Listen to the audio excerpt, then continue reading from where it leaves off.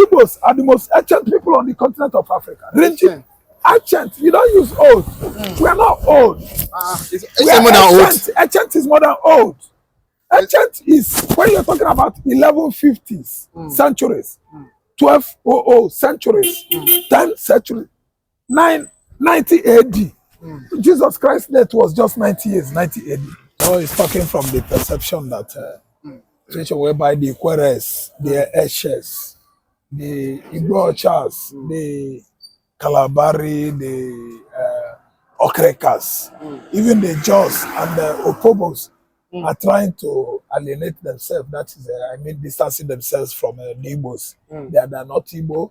That was around that kind, let me say, 70s, 80s. If you have any issue with them, they will treat you as if you are, not their brother. So what Oba is saying is to tell you that those people are typical Igbos. The Igbos in culture and tradition, the Igbos in religion, in history, they are the ancient Igbos. What the man is trying to say is that Anambra, Enugu, Imo, Abia, Ebonyi still remain the ancestral states from where these Ikwerres, Igbochas, Abo, Igbo Akri, those are Akele or Akri in Benin. Those Igbo Benis, then all the Igbos, Urobo, all of them in Delta State, Bayelsa State, River State, where they came from. He's talking about the ancestry of their own, of these people, these Igbos. And if you look at the behavior of the Urobos, the Jaws, the Ika, in general, when I say Ika, I mean Abo, Umunede, Manamo, Ahaba, which is Asaba. Ahaba is from Abia State. Then Ibuzo is from Isu and Neocha, Achala, in Anambra State. If you look at their character sometimes, these people don't own it up. They are Eri's sons. That Eri was the one that gave birth to all of them. But you can see the Oba of Benin has come out to tell you that these people are more Igbo than myself from Anambra State, meaning that the first Oba of Benin was Iweka. They turned it to Eweka. Which one be Eweka? What kind of pronunciation is that? Eweke is Iweka. As time graduates, as time, goes on, they begin to modify pronunciation. They begin to modify alphabets. That Eweka is Iweka. In Igbo spelling, Iweke.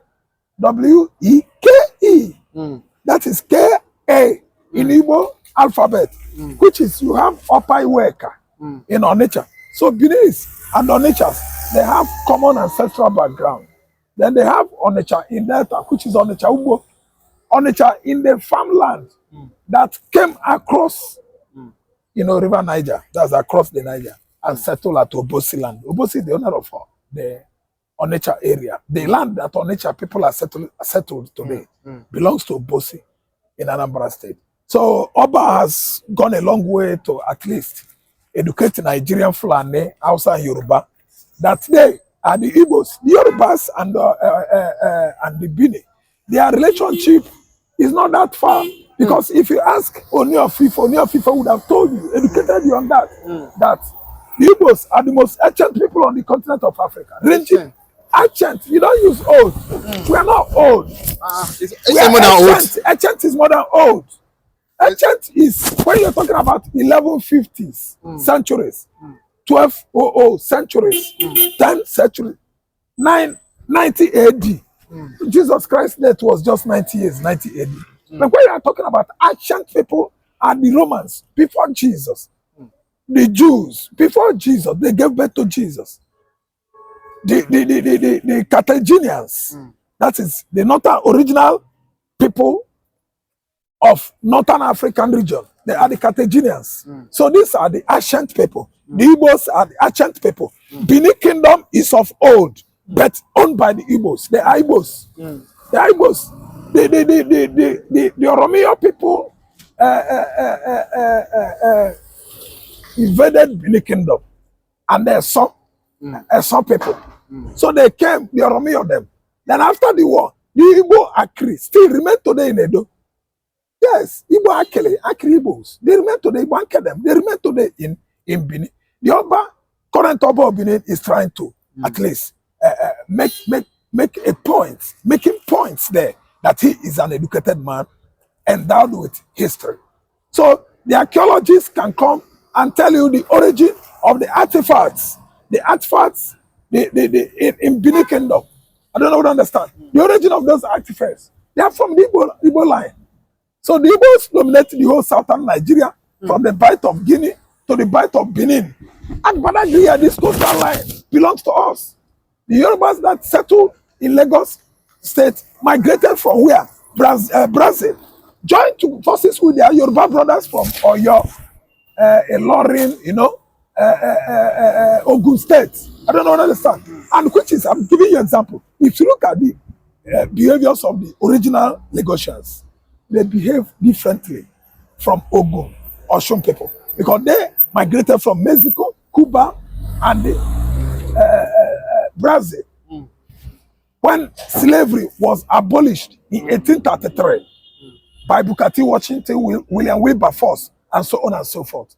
So Oni of Ife is actually a historian, a great historian, and we the Igbos, we are not doubting him. We are the old people. Ndi Igbo meaning Ndi Igbo. The meaning of Ndi Igbo, let me interpret it in English. The connotation is ancient people. So when you talk about old empires, you talk about Mali Empire, you talk about Ghana, you talk about Songhai. These are of the modern time. Igbos are the ancient people. Egyptians are ancient people. I don't know what I understand.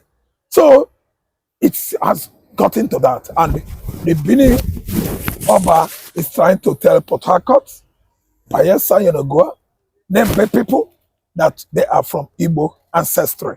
And it has extended to Equatorial Guinea, Paya, Cameroon, and Gabon. Igbos are there in Central Africa. Igbos are there in Ethiopia. From there, they migrated into this part of the world. And of course, you can see the Igbos were not West Africans. We are all from Eastern Africa. Igbos in West Africa migrated there to transact their business. Igbos in West Africa migrated there from Texas, from USA, as a result of freed slaves that settled in Freetown, Monrovia, Liberia. You have many of them there. Even it extended to Senegal, Cote d'Ivoire, and so on and so forth. The Anagos are the Yorubas. Anago, or you call them Nago. They are Anago people. They are the Yoruba. They have no tie with Benin. They invaded Benin as a sort of when Oyo, Oyo Empire, when Afonja and all those Yoruba warriors are making waves across West Africa. That was when they were extending their tentacles to occupy Benin and the neighboring town. That was how Yoruba Benin ties came to be. They have no ancestral background together. Benin ancestry has to do with Eri, the progenitor of Igbo race.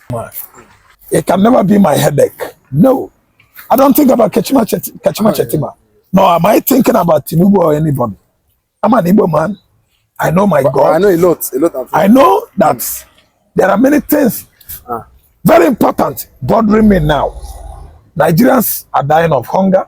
Saying that Palestine deserve freedom, as against the Gazas. Do you think what's the tema? Do you think the Igbos and the Biafrans will be happy with such a statement, into the fact that into the fact of what they've been doing to the Igbos, just recently? I don't see reason or reasons of what Kachima Chetima said. He's a religious bigot. He's a religion, inclined man. A man that could, I think, lay down his life for Islam. That's why he has not known the velocity, the magnanimity, the volume of the magnanimity, the volume of the crime he has verbally committed. There are things you don't say, there are things you can say. If Israel, I think, is fighting Hamas, Hezbollah, Iran, Iraq, Yemen, Syria, with the modern technology, I don't see a Kanuri man, Kana man, Yes, he's a canal man. A cannery man that is not modern technology compliant. A cannery man that is not from Jewish extraction to make such statements against the children of God, the people of Israel, whom of course can do anything in our modern world. The technological know-how God has given them or endowed them with. Nigeria has never been part of, let me say, nuclear world. This time is .com age. We are in a computer age. The nuclear era is facing up, and Nigeria has never been among the world, nuclear developed. And you are trying to attack Israel that can seize the oxygen we are breathing now. Yes, through the satellites, laser hits. If they unleash it in Nigeria, there will be no oxygen anymore. Chetima will run into Asurok. From Asurok, he will go to Borno State. He will run there. Everybody will be annihilated. So that will show you how far, how long Nigerian politicians have gone mad and insane. It's here in Nigeria. We could not afford a bag of rice. Chetima is talking to Israel. Madness of the highest order. Let me tell you, if he says it, I don't think it's gonna be on his Twitter handle, because if it is right now, Netanyahu will say it, and Israel will begin to consider what to do.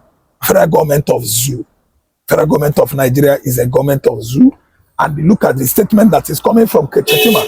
That will still tell you how far, how long we've been getting it wrong. This is a very bad, contraption called Nigeria. Israel is there making wave, advancement in modern technology. Nigeria is here scratching the ground looking for beans and rice to eat. Oga, I don't want to stress myself much on what Kachima Chetima has said. It doesn't worth discussing. I'm telling you, I'm an Igbo man from Anambra State. I don't discuss worthless issues. This issue is very worthless. It doesn't have any meaning. I don't think even our viewers will value this kind of discussion, because Chetima has failed. Right from onset, he failed an election, he rigged an election. Chetima is running down someone's mandate, someone's administration. This administration is supposed to be obese, not Tinubu's or Chetima's. And you can see what this Kanuri man is saying. It's far from humanity. Hamas attacked Israel. Hamas did their military exercise in Gaza, in Palestinian land, for 24 months. Palestinians could not tell Israel their neighbor. Israel is their neighbor. They were doing well before.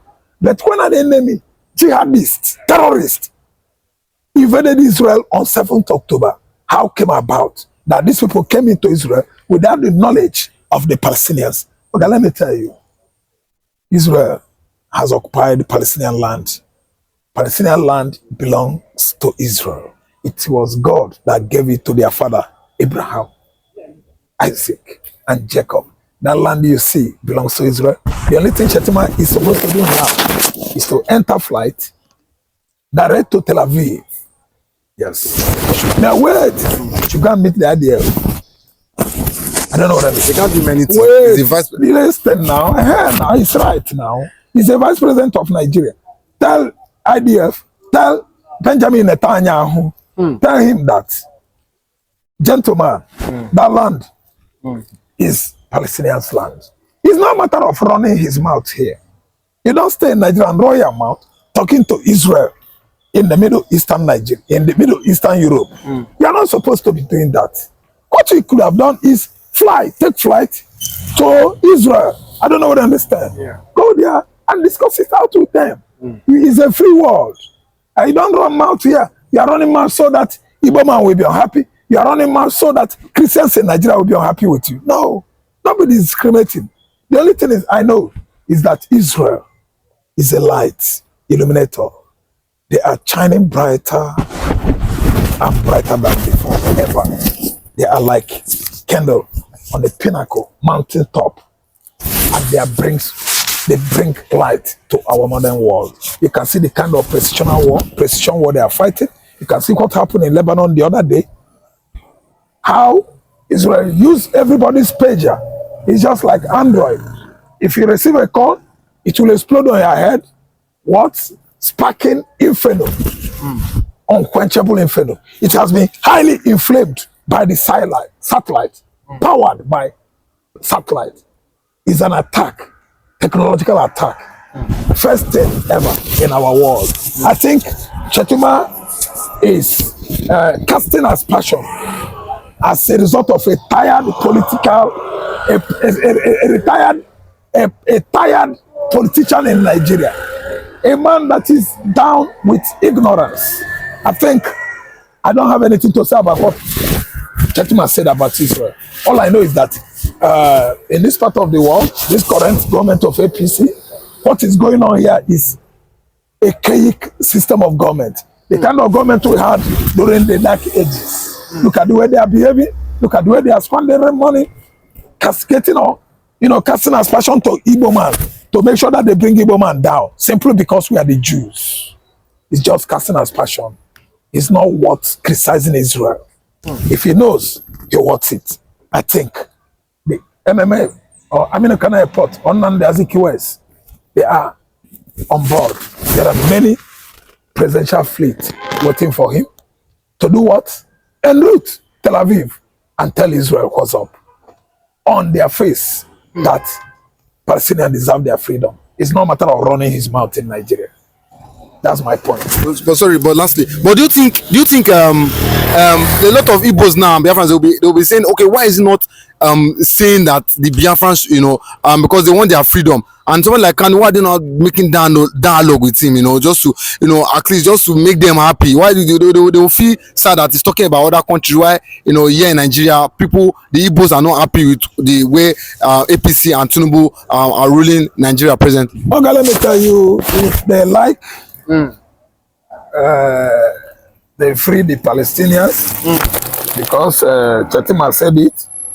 If they don't like, they allow the Palestinians, because they have given Israel order to leave the land so that Palestinians will be free. If Israel obey them, if they like, they free nnamdikanu. If they don't like, if nnamdikanu is entering 50 years in detention and he's not going to die. Come to me. He said so. Let's tell whoever has a beginning has an end. Chetima is campaigning for Palestinians, while we Biafrans are looked down, neglected, simply because we are better than Chetima's tribe. How many are the Kanuris comparing to the Igbos? How many of them are educated comparing to the Igbos? How many of them are rich as a result of hard work, industriousness? How many Kanuris? Who is Kachima Chetima? We are not looking towards that side.